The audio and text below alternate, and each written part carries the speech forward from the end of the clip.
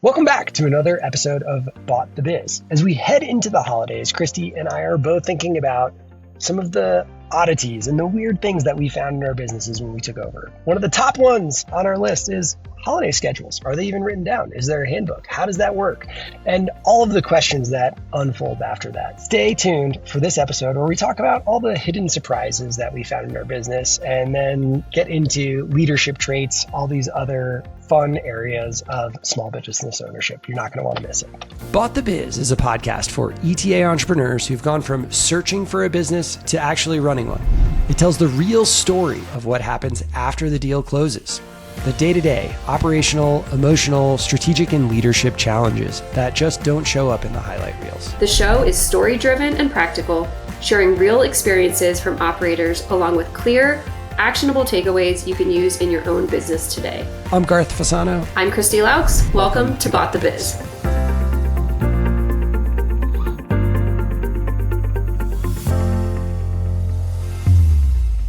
Welcome back to another episode of Bought the Biz.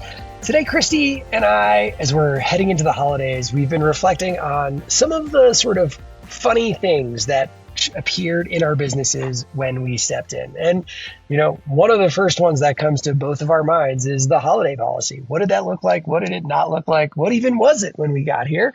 And, there are so many small things like this that are just sort of out of the blue you would never expect. If you have worked in corporate America and that is what stepping into a small business is going to have many things that are just so different. So holidays. First of all, Christy, I think you said there was not even a defined policy. There was not even a list. Like the way holidays came up was tomorrow's a holiday, right? Tomorrow's a holiday, or it showed up like a week in advance on the shared Google calendar.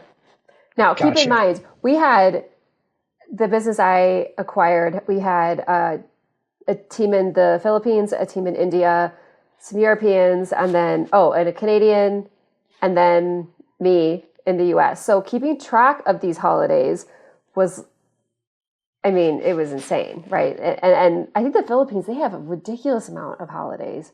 I can't remember the number, but it was far more than, for sure, the United States. So yeah, when I stepped in, it was like all of a sudden these calendar blocks would appear and the team would be like, yeah, we're gone, all of us, for the next 3 days. Ours was maybe a little, I think I had at least a list of them, but they were not, there was no employee handbook. Have a list. I had a list, but my list was very, very short. It was like, there's a half day on Christmas Eve. I think you're off on Christmas Day, off on Thanksgiving Day, and you're off on New Year's Day and half day on New Year's Eve. And that was, and July 4th and Labor Day. And that was it. There's nothing else. It was basically 5 holidays. The other thing that was really confusing for me and I had to figure out answers for was, we ran 7 days a week. So if you don't work on a Thursday, but you work, let's just make this up, Tuesday, Wednesday, Friday, Saturday, you have a split shift week, and Thanksgiving is on a Thursday, that's your weekend. So what happens? And nowhere was that documented. Really? So wait, yeah. What were people doing around time off and vacation or holidays, right? If there wasn't any, people taking just President's Day off ever? Or was it just no, it was a work day. You just work. Oh my gosh. And how was morale? It was a call center. So I actually think relative to call center morale, we did pretty well. And there were a lot of fun things that were done around the sort of culture, I believe, just because at the time that business was focused on selling dog training. Everyone at the company loved dogs, loved pets. If your dog died, it was very acceptable for you not to show up to work that day, the next day. If you had Yeah. So there were some other things that were sort of, we were more understanding of, but that was definitely a weird one around holidays. And like, how do you answer these questions? And, coming from corporate America, I'm like, wow, this is actually like a risk. Like, what is the appropriate policy? And we're in multiple states. What is it for this state? What is it for that state? So that's the way I looked at it. Whereas everyone else doesn't think about that at the company. They're just like, oh, we work on President's Day. Right. That's so interesting. The dog thing. Oh yeah. I mean, not to knock it. Like, I was a wreck when my dog died, but still, a dog dying over President's Day just is, Oh yeah. an interesting priority. Yep. Here was another crazy one that I found, and this was. I'm quite certain this was not written in the training materials, but in the new hire training that was sort of passed down in a way, new employees were being told that there was commute time because we all worked remotely. And so, you don't have to commute. So like, think of commute time when you work from home as like a way of just getting ready for the workday, which actually makes a ton of sense. Yeah. But there were a couple subtle things slipped into that in the way that prior employees had been educated on it, that you need to check your emails in your commute time to get ready for the workday, which actually sounds like you're starting work. And so in an hourly place like that is, I don't think that that's allowed. Pretty confident that that's not allowed. So those are some just funny things that you're going to unsurface at an organization and have to, bring in line with, appropriate practices. And what did people do when you changed it? Assuming you changed it. Yeah. I mean, I think because it wasn't formal, like there was no policy, it was just like, well, we need, just don't train people this. Like, and it was sort of, those are going to be phased it, like, there's like, I just never talked about it. Like, I was like, that's crazy. If that was what was happening, like, we're not doing that. And I'm just never talking about that. And there's high enough turnover in a call center type business where, and I actually don't think people were following it. So it wasn't like needed to go back and do some sort of major retraining. But I think there are a lot of funny things in a small business relative to what we expect from corporate America. Like, or at Deloitte, man, they had every policy to the nines, was done perfectly in compliance in every possible way. And you're going to step into a small business and it's going to be wild. And so I think that there's so many questions like this that you're going to need to think through, and you're going to uncover things in this type of category for years, I imagine. Yeah. I just remember finding we didn't have a ton. I don't remember there being a ton of policy, like HR type policy. Now, there was kind of there was a baseline. There was enough to have at least a foundation of expectations. But I just found little things that I was never expecting to manage, or I'd kind of sit back and be like, do I really have to have this conversation right now? I guess I do. But the one example I can think of is, so we had, again, remote staff overseas. And so part of what had been set up that there are pros and cons to this as a topic, which we don't have to get into here, but we did a lot of time tracking and screen tracking with a tool called Hubstaff. And essentially it's, like a little big brothery to make sure that everybody's actually doing their jobs and not, playing during work hours. Now, our team did work US hours, so they were working overnight. It wasn't like they were logging on when I was asleep and I had no idea what they were doing, or, there was a level of visibility that I had no matter what, because I could send them a, message or whatever. But I did find out that there was a way that they could game the system and still have screens up that Hubstaff was not recording. And so I found out that somebody was literally gaming during working hours, and his work product was also on the decline. So I had to have a conversation about you can't play video games at work, and I am going to keep recording you. And it's just one of those moments you're like, wow, this is a conversation that I'm having right now. It's fine. I'll have it. Like, it's what's required, but I did not expect this. I mean, I think that's the thing you have to expect. I mean, talking to a bunch of searchers in more like blue collar, not remote, like getting people to show up for work is a huge thing. And that was something we have seen in sort of your big brother comment reminded me of this one. But, a common way to call out at our company when the call center model was to say, hey, my power's out or my internet's out. Mm-hmm. And a lot of people would do that. And we would often ask like, hey, can you send us a screenshot of like the outage that's reported or, whatever that is. And we would have people do that. But then we did have a manager who would like literally call their power company or their internet provider and check the status at their address and catch them.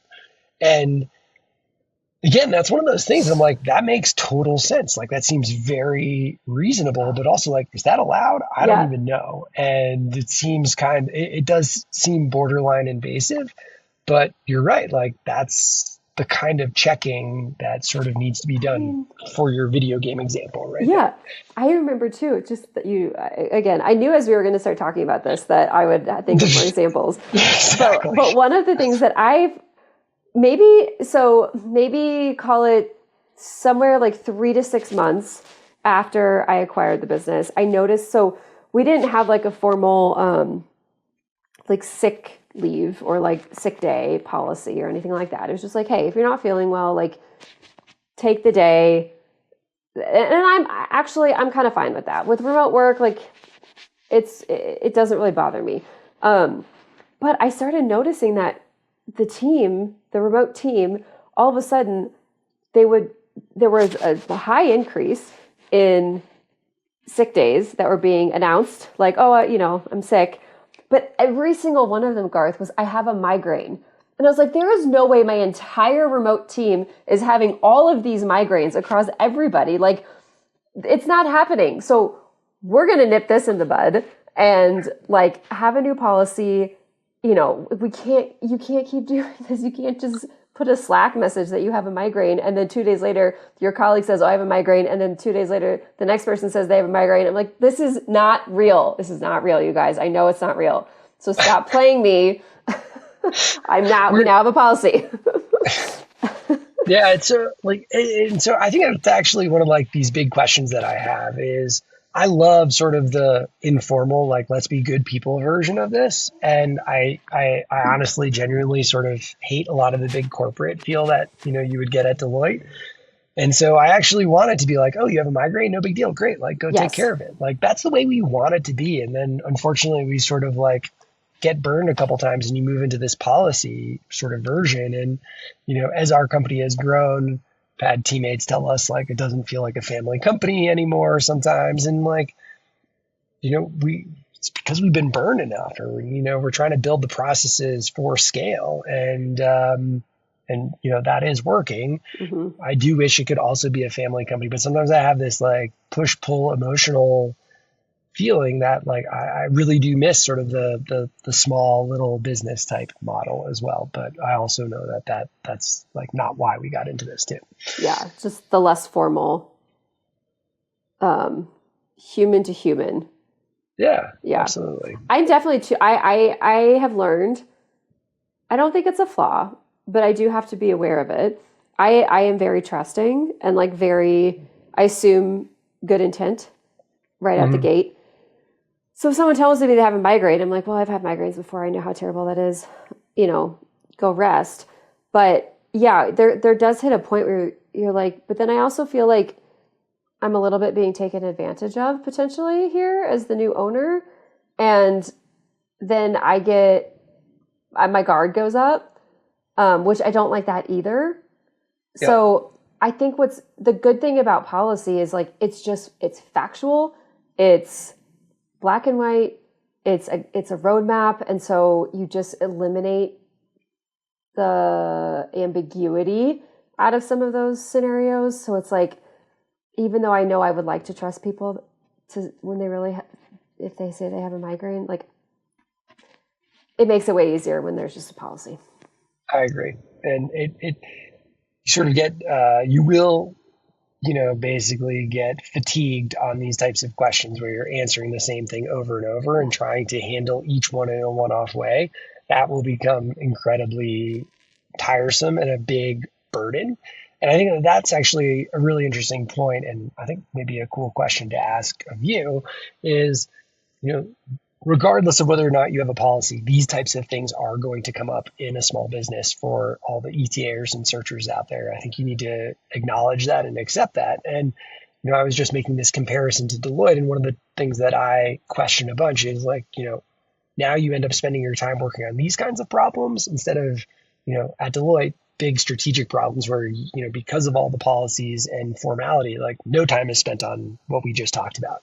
And so in your own personal career growth, like, as you think about how you spent your time over the past couple of years, do you think this is a good learning experience that has helped you develop, or do you sort of wish you were getting to spend and being able to be more focused on those higher value sort of tasks? Or I totally misled that with the word higher value. Yeah, too. Like that was way too leading. Yeah. So please strike that from the record. Here's what I'll say. No, I hate writing policy. I'm very glad that ChatGPT is where it is today, because it's definitely a good starting point relative to what I had a few years ago even. No, I mean, of course, like I don't like doing that stuff. I would rather spend my time working on the business, not in the minutia like that. But I will say this, with one of our businesses right now, I'm kind of stepping in just to help, build a lot of like structure and process that we need, just because I have the experience. I kind of know what to build. So, we're allocating some of those tasks over to me. And while they are tedious and, quite frankly, annoying in many cases, I am learning to really value what they bring to the business. And like one of my biggest, I really like making order out of chaos. So when I see chaos in even the minute details, it's like, I want to fix that. And while I also have this huge list of strategic things that I need to get to, I know how important it is. And I've learned how important it is to have that structure and have those like guardrails in place. So when I'm doing it, as I'm, drudging through it, sometimes it's like, no, I can see where this leads us in the big picture. And that, I think, I don't know, that's my take. Like, yes, I don't like it, or well, no, I don't like it. Yes, I need to do it. And I also know why I need to do it. Yeah, I think that makes sense to me. And I think if I were to answer the same question, I would say, having worked at Deloitte on the similar type of problems that I work on in my small business, at Deloitte, I never got the deep understanding at the ground level. And while it was always much more 30,000 foot view, strategic, and, the execution details much further down were, to say this, like overlooked. Yeah. And I think that there is so much learning to be had being at that more tactical level, and it gives you a much deeper understanding so that you can be more effective at the 30,000 foot strategic view. And so I think the way I would say it is, it's actually just part of the process. And, the example, I think if I worked for a CEO who was an operating partner for a private equity company, and I worked in that portfolio company with him, and he and I met at the office at like 6 a.m. every day for a month to work on a particular board deck. Mm-hmm. And I got to listen into this stuff, see it, hear it, and he didn't really use much of it. I was like, afterwards, I was like, Frank, what the heck? I spent so much time with you on this, and then it basically wasn't even used. Yeah. And his comment to me was like, that was the process. Like, by going through that process, we got so good at this that we didn't need it. But if we didn't go through that process, it would have been a disaster. And that was sort of an eye-opening moment. So I think in a very similar way, getting in at this level is very important for the process and for the learnings that you're going to take, and actually is a big driver of the value too. I found it's like, to that point, like I found it, I'm like insecure if I don't know the nitty gritty.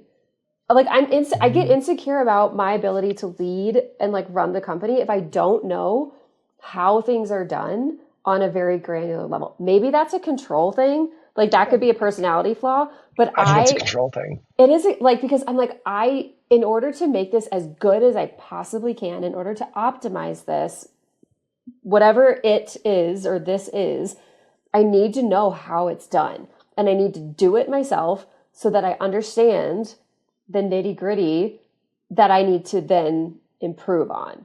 That is a whole nother topic that we should address, I think. We're going to I think we should put a Being pin on that insecure one. business owners. That would be another topic, but I'm thinking of sort of the right attitude and approach to leadership so that your business can scale. Mm-hmm. I think you're right. Like when you step into these small businesses, and especially when you have a PG, like the level of detail and depth that you just described, I think is something everyone needs to have. And then as you get more comfortable with what's going on and as you move up, like you shouldn't go back down into those details. You need to hire somebody to run those details. Right. And I think that that's sort of part of the scaling trajectory and process. And I just sort of feel like from my own personal experience that when you have a PG, no one is going to stop you from getting into that level of detail so that you have that full confidence. Yeah, because I don't trust myself to make the right decisions if I don't know the details.